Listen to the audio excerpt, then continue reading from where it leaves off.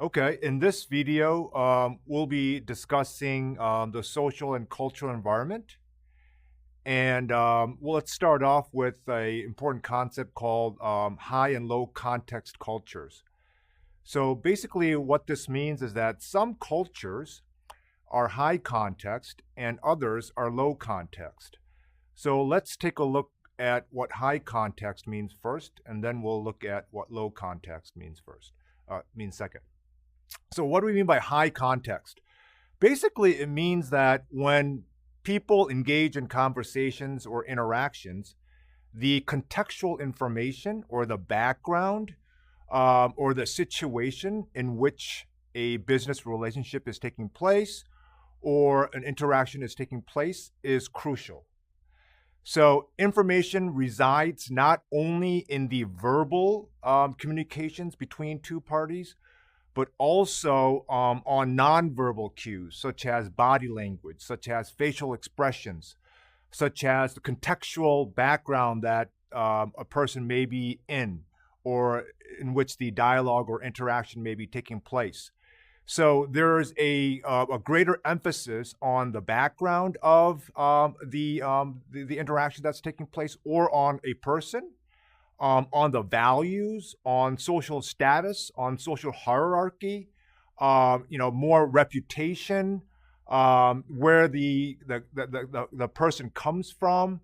For instance, what type of school that the person graduated from. Is it an elite school? The family background becomes very, very relevant. Is it does the family have status within the society? So all of these things, besides just the conversation, becomes very, very important in understanding the nature of the relationship and the interaction.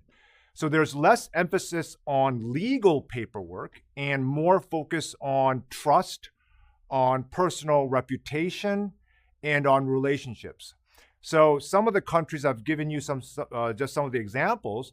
Some countries that would fall under high context culture would be countries such as Saudi Arabia, a lot of the Asian countries, so obviously Japan, China, South Korea, and a lot of the Asian countries. And for that matter, many of the Latin American countries would fall under high context culture as well. So then moving on to low context culture, here the message itself, the verbal communication is very explicit and specific, and that's what people focus on in terms of evaluating and understanding an interaction or a conversations. So verbal words carry most, if not all, of the information. And there is a strong reliance, a heavy reliance on legal paperwork, which was in contrast to high context culture. And there's a focus on non-personal documentation of credibility. Okay, so here the background or the context, the situation, the family background, or the educational background, whether the person graduated from an elite university within that culture, that country, these matter less, and more focus is on specific explicit messages or the conversations that are exchanged between the parties. So countries that would fall under low context culture would be many of the Western European countries, not necessarily Eastern European countries, but more of the Western European countries, such as Germany, Switzerland, the Netherlands, Austria, the U.S., Canada, Australia, and New Zealand. All these countries would fall under low context culture type of countries.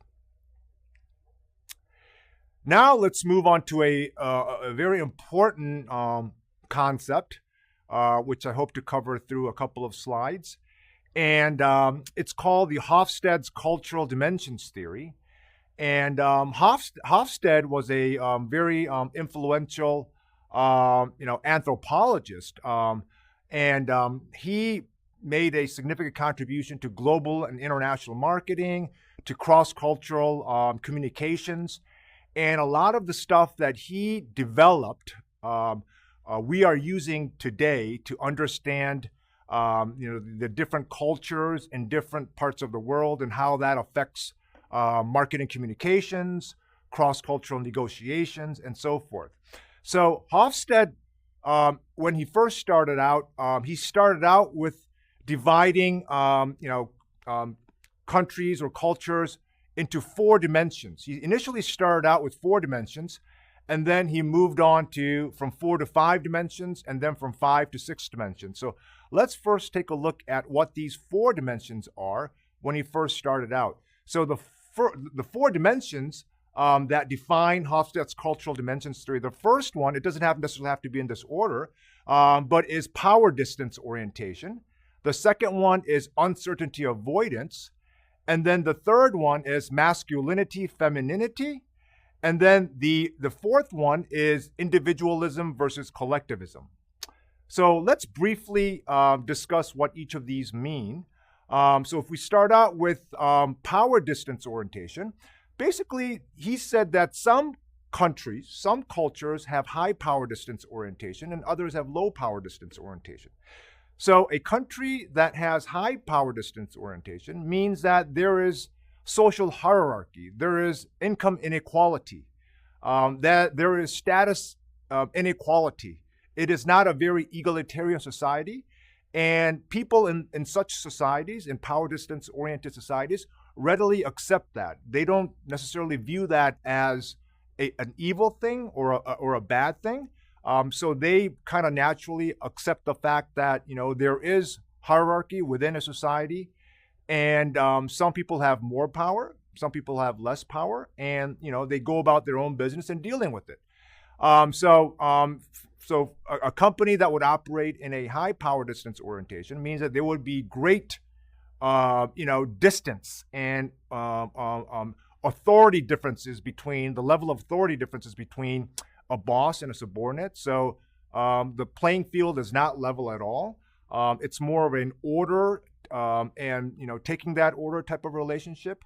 Whereas in a low power distance oriented society or in company, there would be more egalitarian, it'd be more equal. So there wouldn't be that much status differential or less income differential in a low power distance oriented society or organization. Moving on to uncertainty avoidance. So as the name implies, uncertainty avoidance means that in some societies and cultures, people, just don't like uncertainty. They can't tolerate unpredictability. They prefer things to be certain, things to be transparent, things to be clear. So they'll do whatever they can. They have mechanisms in place. The government intervenes. There are social interventions that facilitate, certainty. So, if you put this in a business context, like societies or markets where warranties are better developed or insurances are better developed, would be in a society where, there is a high uncertainty avoidance. Why? Because people in such markets and societies and cultures, they dislike uncertainty, unpredictability. So they like market mechanisms and social mechanisms that are institutionalized that would help them, avoid uncertainty. Next, moving on to individualism, collectivism. So I'm sure this is probably one of those dimensions that a lot of people probably have already heard about.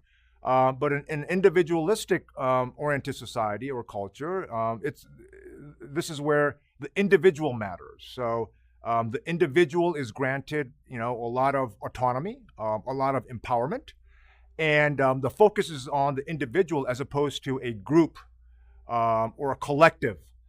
Whereas in a collectivist society, it's more of the group decision-making that matters.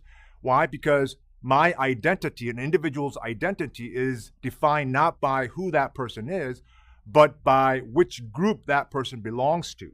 So if that, if a person is part of a elite group or, a popular group, a powerful group, then by nature, by belonging, by being a member of such a group, then that power, that reputation, that prestige kind of naturally transfers over from, the group to the individual. So it's more of a collective decision-making, collective focus as opposed to an individual focus. So that's the difference between individualism versus collectivism. And then the third is feminism versus femininity versus masculinity.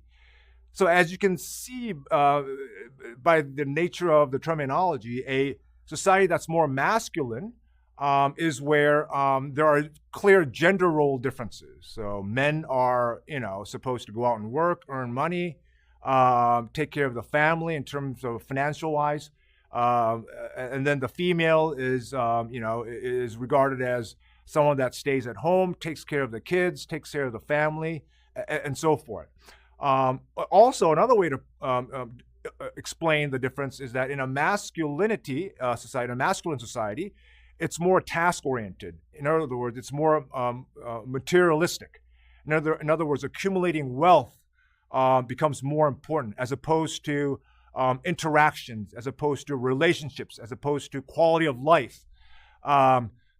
Whereas the opposite is true from a feministic-oriented society, where it's not so much of the materialistic things that matter, but it's more of the relationships that one has with other people. It's about the high quality of life that matters more than just accumulating money and wealth. So a lot of the, a good example is a lot of the Scandinavian countries, such as, Finland, Norway, Sweden, and Denmark, are classic examples of cultures and societies that are high on, this femininity oriented aspect. Whereas you could even say the U.S. or a lot of the Asian countries are high on this masculinity aspect.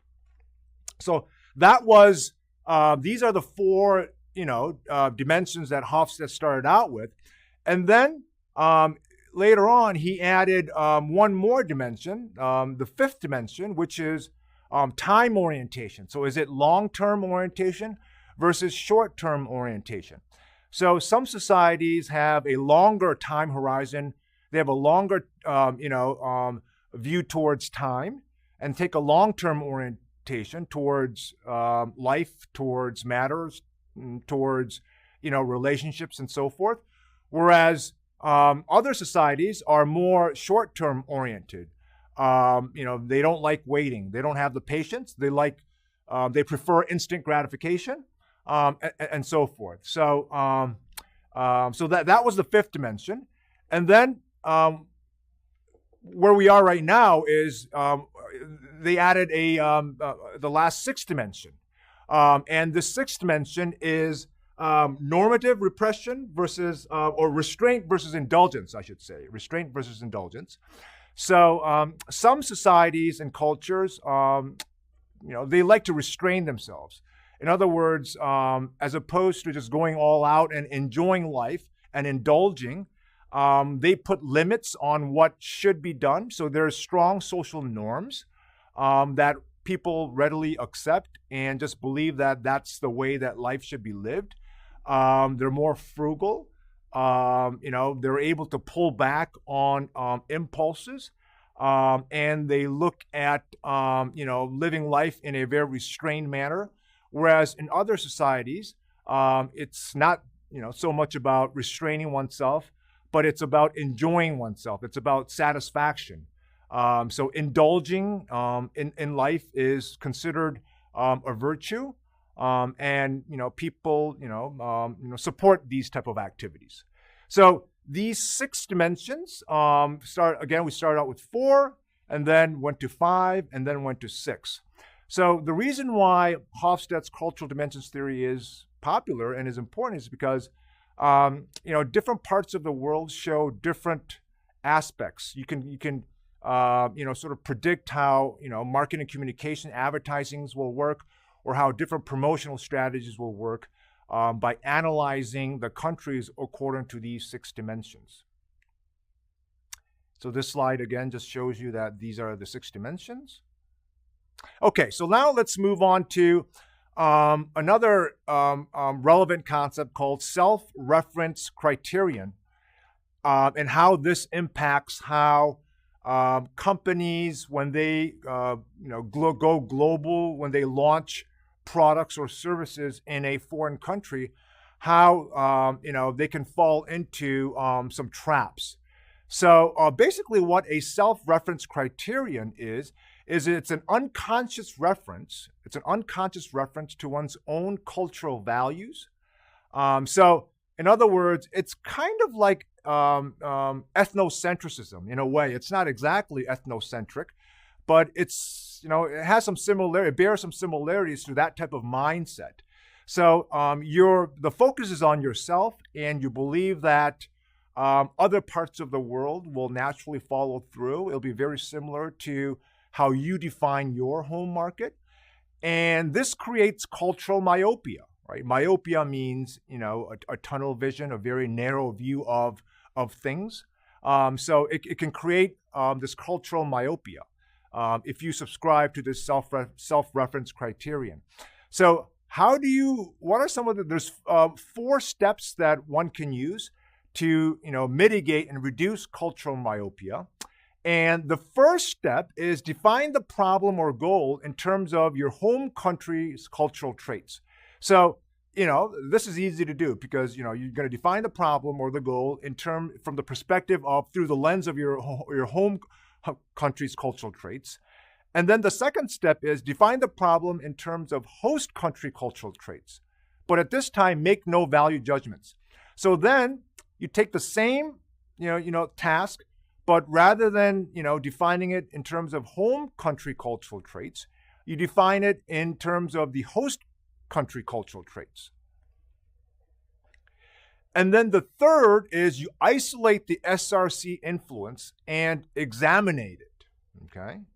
And then the fourth is, after you do these 3 steps, you redefine the problem without the SRC influence, because that's going to color and mask and that's going to, create cultural myopia. So, and then you solve for the host country situation.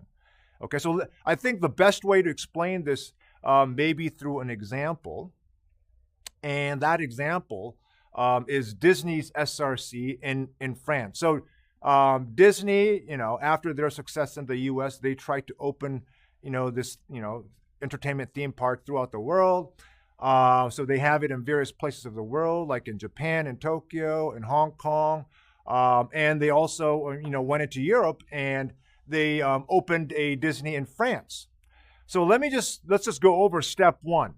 Okay, so this is defining Disney in terms of their home country, which is the U.S. cultural traits. So Disney executives believe there is virtually unlimited demand for American cultural exports around the world. That's probably what Disney executives believe, and therefore that's what prompted them to export this type of service, entertainment service, in other parts of the world. Evidence includes the success of McDonald's, Coca-Cola, Hollywood movies, and American rock music, which these are true, right? They've been successfully exporting this, to other parts of the world. Disney has a stellar track record in exporting its American management system and business style. Tokyo Disneyland, a virtual carbon copy of the park in Anaheim, California, has been a extreme success.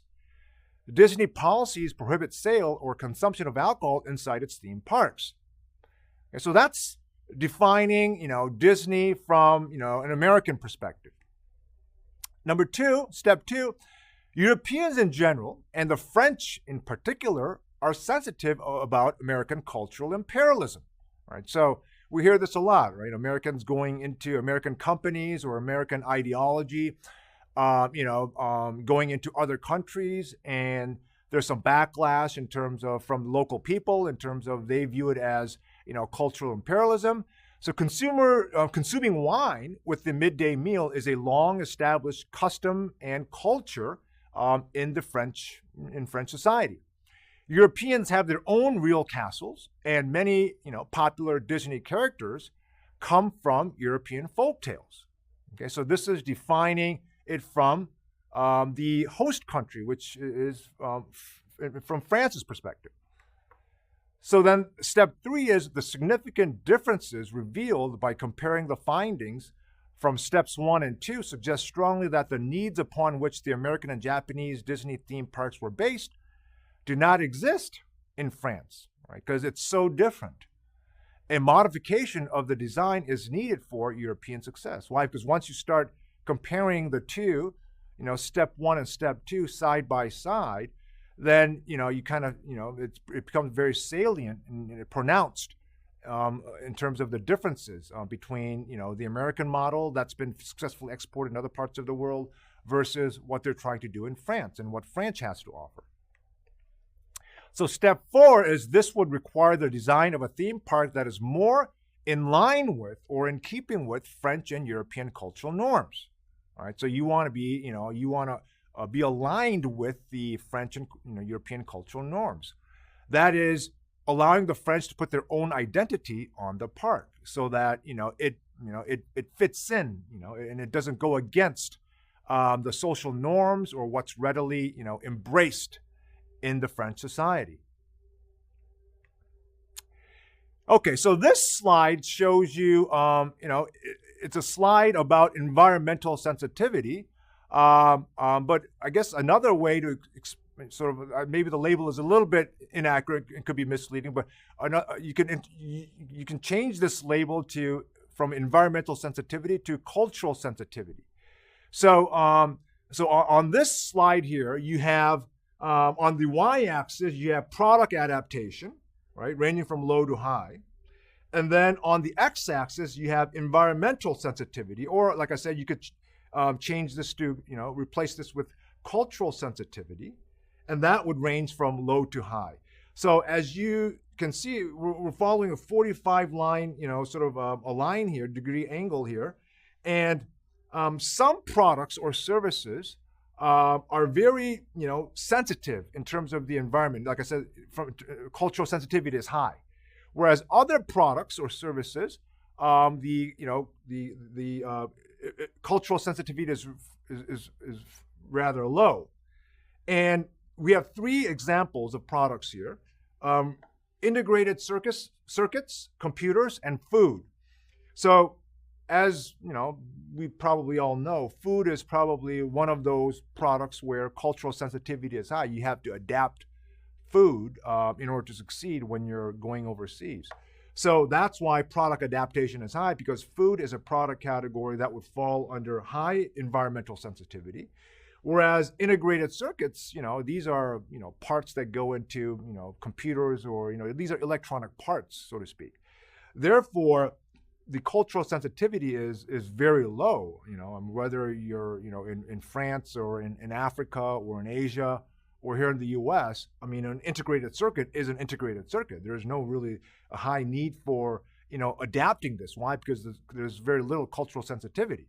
And then in between would be, the products that have a moderate level of cultural sensitivity. In this example, it's computers, but you can think of a host of other product categories that would, be on the, midpoint in terms of cultural sensitivity.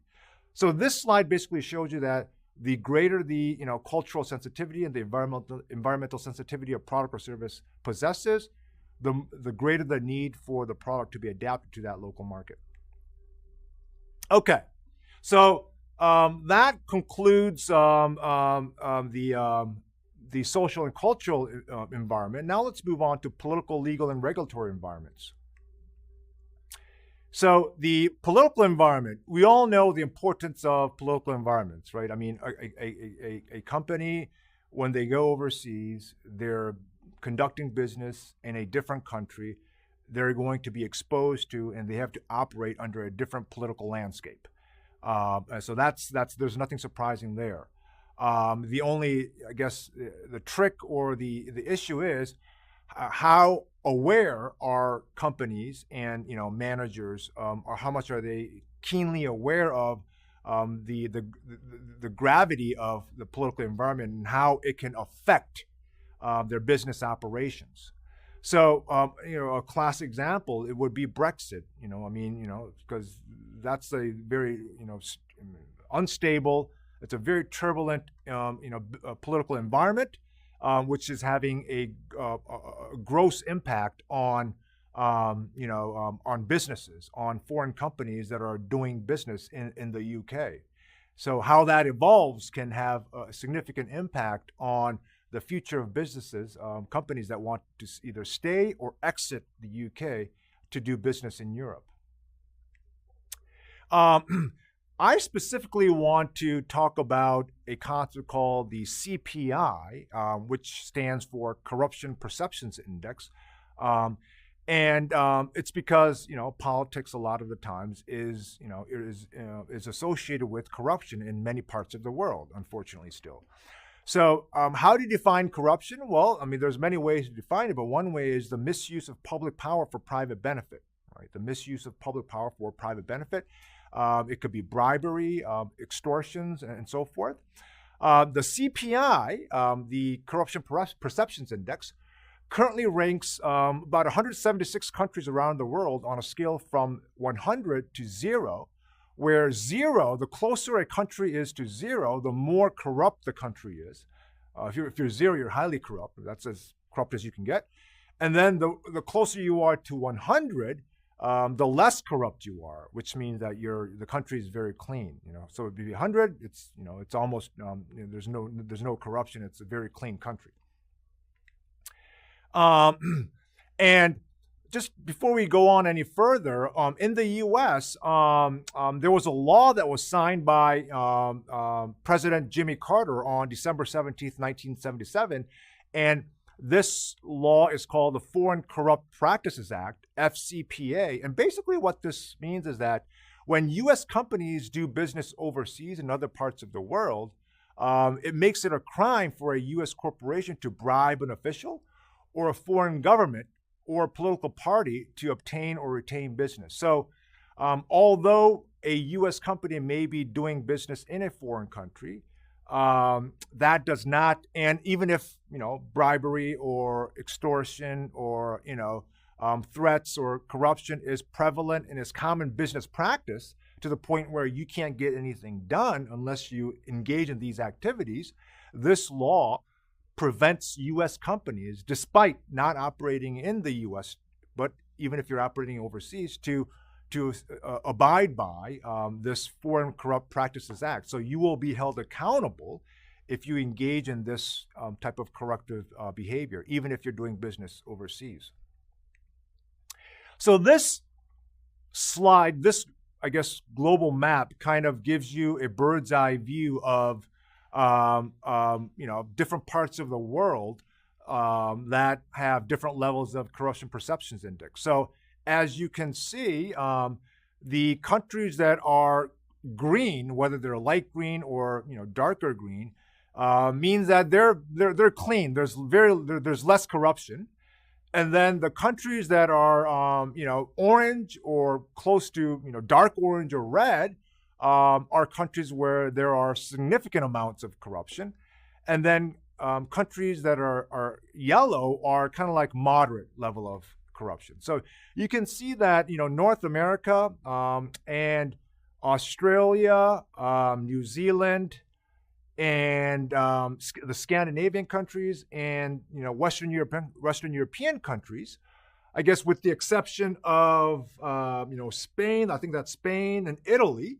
Spain and Italy are yellow, so there's moderate level of corruption. But the vast majority of the Western European countries are green. And then you can see that for South America, there's two countries that are green, which is, I think, that long country that looks like Chile. And then that small country to the right of Chile, that's probably Uruguay. So these two countries in South America are less corrupt. Interestingly enough, these two countries are the countries that have the highest GDP. So, which leads us to our next slide. This slide shows you the relationship between corruption and GDP. So if you carefully observe the countries on this slide, on this graph, on the y-axis, on the x-axis, we have GDP per capita. And then on the y-axis, we have the corruption index. So remember, the higher the corruption index, the higher the score, the cleaner it is. The lower the score, the more corrupt it is. So as you can see, there is a strong relationship, positive correlation between GDP per capita and corruption. How clean the less corrupt the country is. So if you look at the upper far right corner, you'll find the countries that I just talked about, the green countries, and then on the lower left, you'll find countries that are mostly orange or red, and then in the middle are probably like the yellow countries. Okay, so we'll finish off with. I want to look at, now that we've looked at the Hofstede's cultural dimensions theory, and this corruption CPI, Corruption Perceptions Index. Let's take a look at what the relationship would be between these two. So basically, I guess the interesting thought process is there a way that we can understand how can we predict the corruption of a country if we know where a country stands on the four dimensions of Hofstede's cultural dimensions, right? So if we know where a country stands on the four dimensions of Hofstede's cultural dimensions, will that give us a good idea of how more or less corrupt a country would be? So that's the idea behind this. So we're trying to merge and integrate two ideas or two topics that we learn into one to get a better understanding of this. So basically, a country risk analysis. Is there a relationship between Hofstede's cultural dimensions and corruption of a country? So like I said, the four cultural dimensions would be power distance, uncertainty avoidance, individualism, collectivism, and then masculinity and femininity. So what will be the relationship between high power distance and perceived corruption? I guess the expectation would be the higher a country is, so the higher power distance a country is, the more corrupt the country is going to be, right? So because high power distance means people accept social hierarchy, inequality of justice, unequal pay, and that's just kind of like, it is what it is in a country. So the leaders or people who are wealthy, people at the top, the upper echelon, may take advantage of that, and there's greater room for corruption to take place. So you would expect a positive relationship between high power distance orientation and corruption. Moving on to high uncertainty avoidance. So again, you would expect a positive correlation between uncertainty avoidance and corruption. So when a country it can be categorized as high uncertainty avoidance, that means that the country does not like uncertainty, right? So basically they like predictability. They like